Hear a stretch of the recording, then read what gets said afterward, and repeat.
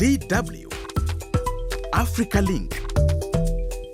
The situation has been so frightening for everyone, for me, for the people around me. We don't know what to do. We don't know how to head to work. We don't know how to head to schools. We don't know basically how to survive.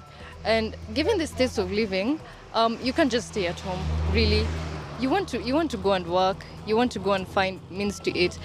Mountain roadblocks, burning tires, and reports of deaths, all because of protests over rising fuel prices. In Kenya, anger is growing as citizens struggle with the cost of fuel. For nearly 2 days, public transport slowed to a standstill as operators staged nationwide protests, saying high fuel prices are worsening the country's cost of living crisis. For now, the government and transport operators have agreed to suspend the strike for 1 week to allow for negotiations. But beyond this temporary truce, the bigger question remains: what is really driving the surge in fuel prices? That's what we're unpacking today. This is Africa Link, the podcast that connects you to the stories that matter across Africa. I am Achua Tenkrama Domina, your host for today. Africa Link, every weekday here on DW. Kenya is facing one of its most severe fuel crises in years. In early May, the Energy and Petroleum Regulatory Authority announced steep price hikes, with diesel surging by more than 20% to over 240 Kenyan shillings per litre. That's about 1.6 euros. Authorities blame the spike on global supply disruptions linked to the Middle East conflict. In response, transport operators launched an indefinite nationwide strike, bringing movement across parts of the country to a standstill. On Tuesday, May 19th, the government and union leaders agreed to pause the protest for negotiations. But what should these talks address, and what is a realistic way forward? To discuss this, I'm joined by Abraham Kamau. He's an economist and the Chief Executive Officer of Miradi Capital. We also have DW's Lucy Riley joining us from Nairobi. Welcome to you both. Thank you. Thank you. It's good to be here. Great. Lucy, talk to me about how the protest in the country has unfolded between Monday and Tuesday. We are learning at least 4 people have been killed. What can you tell us about it? Indeed. Thanks, Ajwa, for this discussion today. The protests in Kenya have entered the second day. I mean, motorists are still stranded, and the country has come to a standstill, and people are on their feet. What we've been terming it is a walking nation. And it really began on Monday as early as 4 a.m. We were seeing scenes of, commuters just walking, people walking from their places of residence to their places of work and business. More to public service transport vehicle operators agreed that because of the hike in fuel prices and the refusal of the government to lower these prices or meet them somewhere to make an agreement, then they would down their tools and not really operate. Indeed, by the end of the day, we were seeing the official numbers reported by the government to be 4, and unofficial reports indicate as much as 6 people were killed. Several arrests were made, upwards of 300, and more than 30 people were injured, because in the happenings of the day, people were growing more and more frustrated, and you were seeing scenes of, for instance, the roads leading into Nairobi, young men and women putting barricades on the road, lighting up fires in order to prevent other private vehicles from driving in and out of the city in solidarity of the hike in fuel prices. But then we were also seeing the police being deployed and lobbying tear gas canisters to disperse some of these people. And as the crowd was growing and agitated, this is what led to, the commotion that we were seeing and the scenes that have already circulated of, people just being disrupted from their various places. Again, during like these, we find that those who are goons or rogue elements would also be targeting businesses, and some businesses were looted as well. Parts of the Nairobi Central Business District, we were seeing some businesses lost a significant amount of money. But ultimately, the 2-day strike has actually led to a great loss in the economy. Just a quick one before I bring in Abraham. If you do a quick scan of Kenya in the last 10 years, I mean, there are two examples that I vividly remember. In 2018, there was a VAT increase, which, caused a lot of hue and cry about fuel price hikes. In 2022 as well, when Russia-Ukraine, war started, there was also some global oil supply shocks that caused fuel price increments as well. Would you say this period, this year, is the worst fuel price hike that Kenya is experiencing? Indeed, Ajo, I would say so, because I was reporting on the previous hikes that happened last month in April, and at the time, the Kenya had hiked the retail fuel prices by as much as 23%. Actually, last month was 24%, and now this month's increase is another 23%. So when you look at cumulatively the two, that's nearly 50% in a very short span of 2 months. And as a result, in as much as there was a relief that was offered by the government, VAT on fuel, for instance, was cut down from 16% to 8%. It was not enough. It is indeed significant and the highest that we've seen in the last decade. Thank you for that, Lucy. Abraham, let me come to you now. We're looking at the causes of these fuel price hikes. The government has made certain comments to the effect that this is, a spillover or the result of the Middle East crisis. And they, as in they who work in the government, do not have any control of that war. And so the effects as well that come with it, they don't have control over that as well.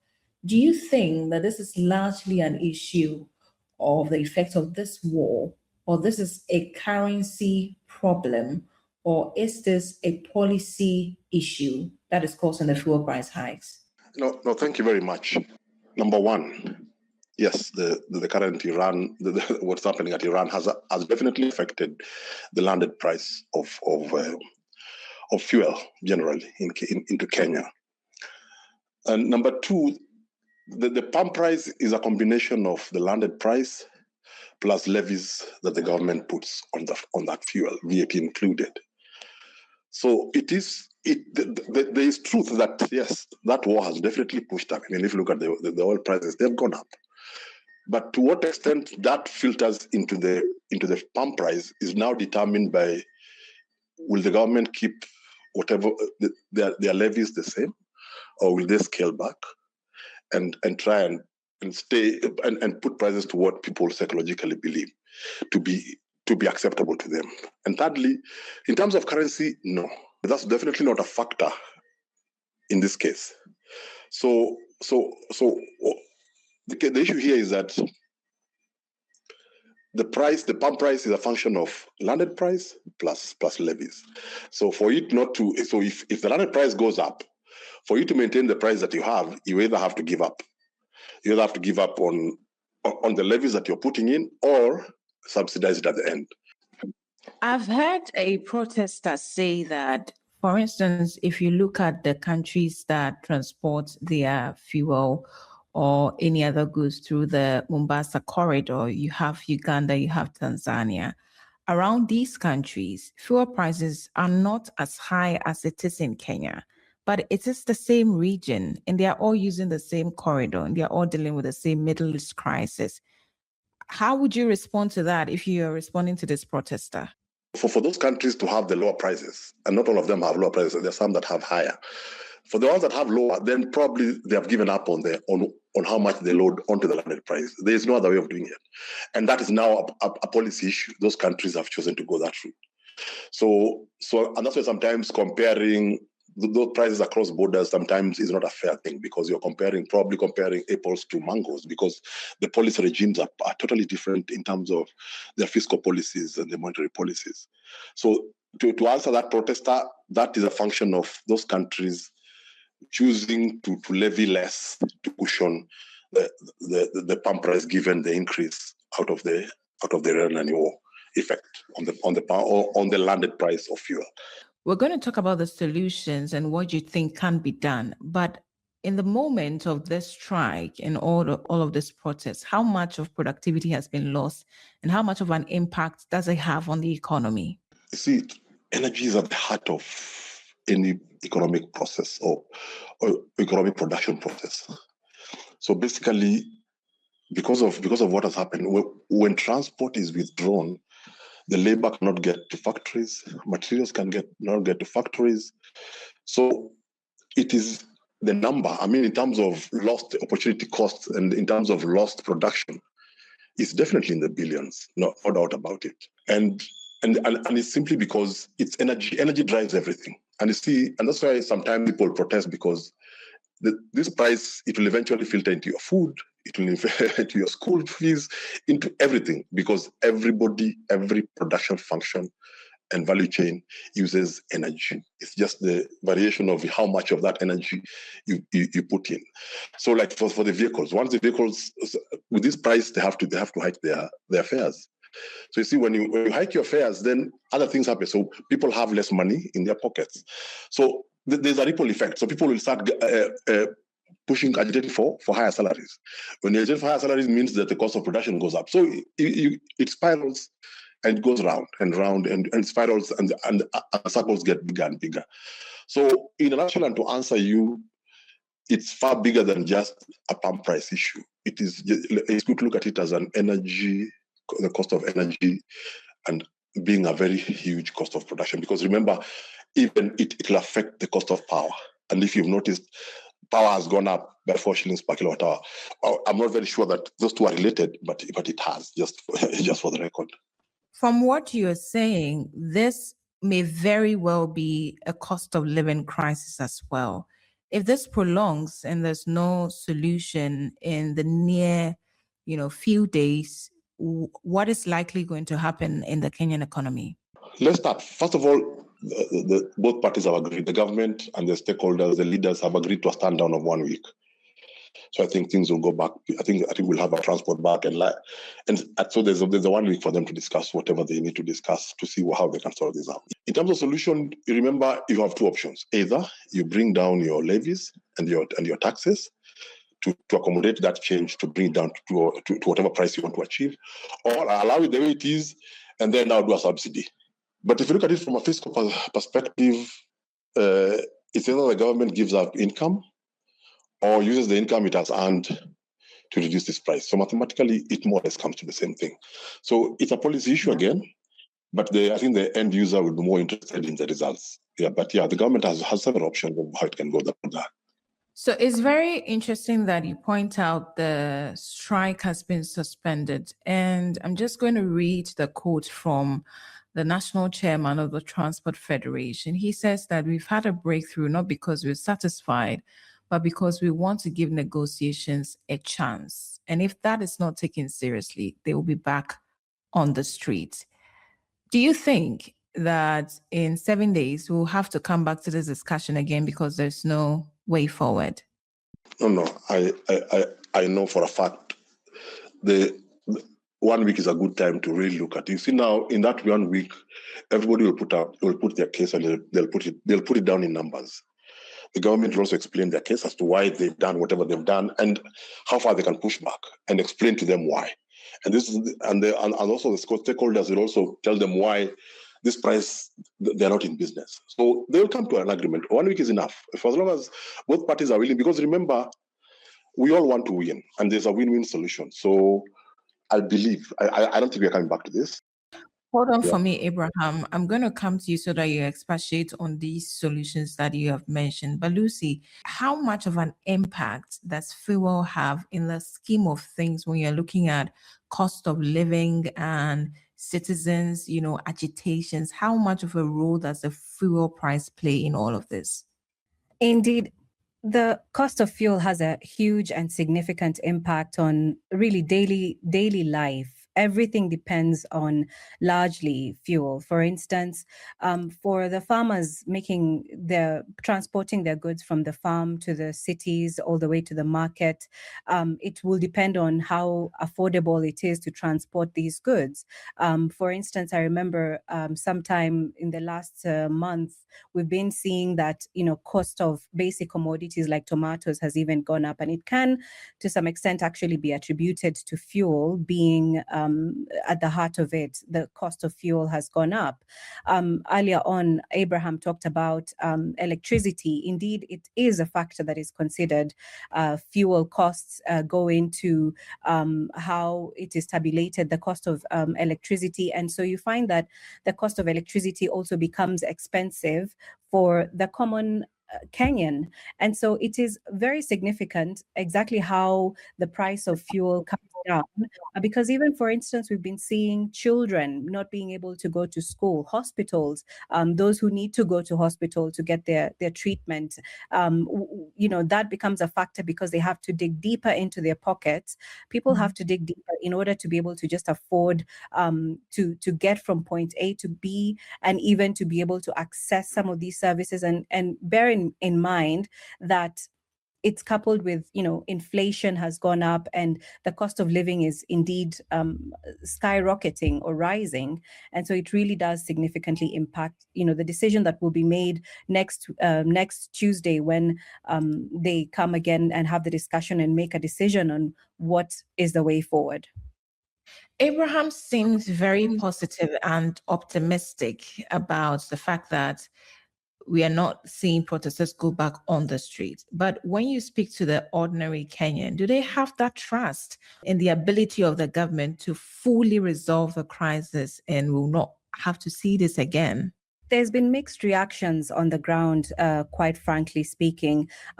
A section of Kenyans believes that, the situation, it doesn't really solve the bigger problems and issues that the country is facing. Even as they go into the discussions and drawing board, there's been a general sense of distrust towards the government, not believing in some of the promises that have been made. Again, the administration that is currently came in 2022, and next year we're heading into a time of elections. So a lot of Kenyans are paying attention. And again, 2 years ago, in 2024, for instance, we saw an uprising of young people who are paying attention to the finance bill, and there was an uprising and protests broke out. And this is where we'll be looking to as well next month when the finance bill is tabled and passed for the new financial year. So there is a section of Kenyans who are really not. This is not enough to address the issues, the underlying issues for them. But there is also a section of Kenyans, like, for instance, Abraham, who are hopeful that at least this is one step in the right direction, and it could, it could offer reprieve or relief to them in their everyday living. Right. Abraham, we understand that during the protests, on Monday, at least 4 people were killed. That's the official figures we have from the government. Did they have to take people dying before we reach an agreement?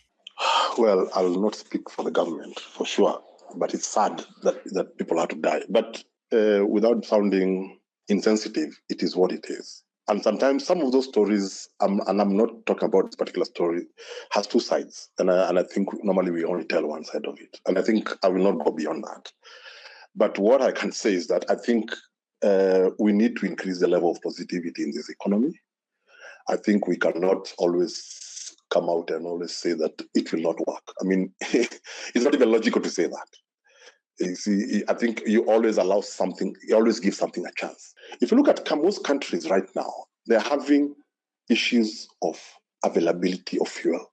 We've not had that. We had pockets of it, but even as we are fighting all this, our fuel is flowing. So I think it's always good to start from the known and from the wins. And I think those are some of the wins we have. Then we start building up. We'll see how can we reduce prices. How can we make our citizens have more money in their pocket?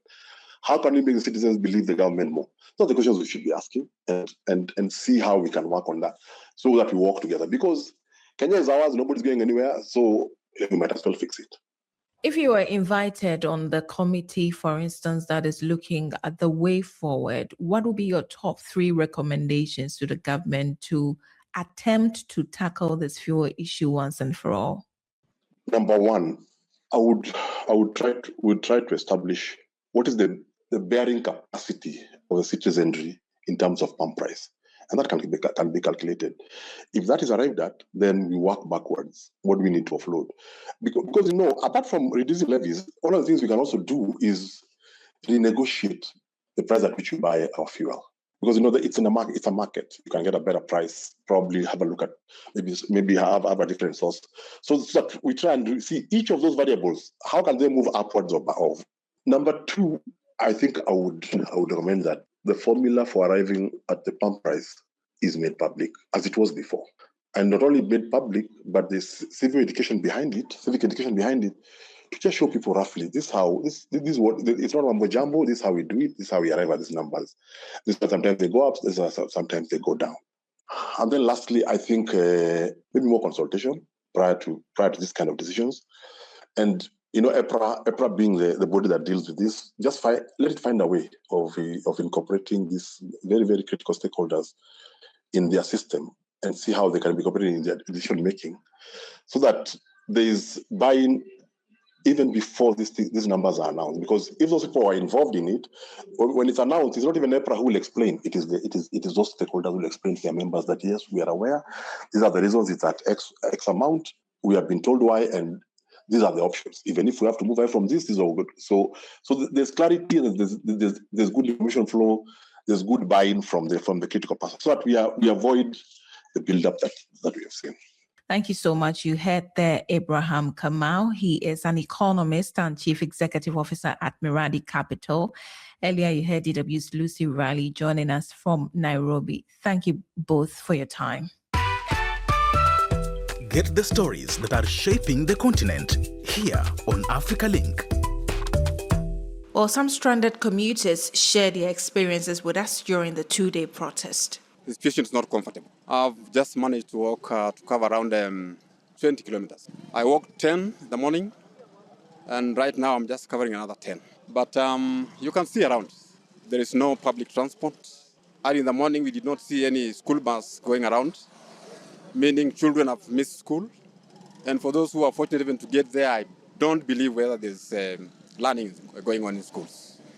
So all round, things are not good. And to me, the situation has been so frightening for everyone, for me, for the people around me. We don't know what to do. We don't know how to head to work. We don't know how to head to schools. We don't know basically how to survive. And given the state of living, you can't just stay at home, really. You want to go and work. You want to go and find means to eat. I don't have kids, but people have kids.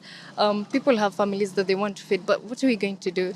The situation is so bad. The situation is so dire. We are scared. I am very scared. I'm scared to move. I'm scared to go out. I'm scared to walk because I don't know what will happen. I don't know if I'll go out and not come back home. So yeah, the situation is very frightening, and it's very sad. I mean, this is very frightening. Everything has been cancelled. We had some students who were supposed to be taking the exams today. So literally, exams have been cancelled, have been postponed. We don't know what's the way forward because they are really even interrupting with their timetable now. So it will really interfere with the school timetable and everything as well. Transport is very hectic. There is no vehicle, and I'm coming from far from Choka. So I'm wondering how I'll reach at home. This president of ours, please just take control of this traffic, like at least reduce those fuel. At least people to be back in street, people should be back at work. People, we are suffering. By the way, Kenyans, we're suffering because this has caused us, most of the people have not been at work and you have missed the vehicles. The situation is not good so far. Yeah, because some of us are started here in the stage. We are going to various destinations. So it's a bit tiresome to be here at this time. Yet we have another hassle to go. We have not done anything. The impact of high fuel prices extends well beyond transport. Now, it reduces household disposable income. It drives up the cost of goods and services and even puts pressure on essential sectors like healthcare, education, and small businesses. Analysts say solutions could include negotiating better fuel import deals, increasing transparency in how pump prices are calculated, and strengthening engagement between government, operators, and oil marketers. For now, though, you can join the conversation and share your thoughts with us on Facebook and on TikTok at DW Africa. Listen to us on Spotify or wherever you get your podcast. And don't forget to subscribe to our DW Africa's YouTube channel. This show was co-produced and edited by Isaac Mugabe, and I am Ajua Tenkrama Domina. Bye for now.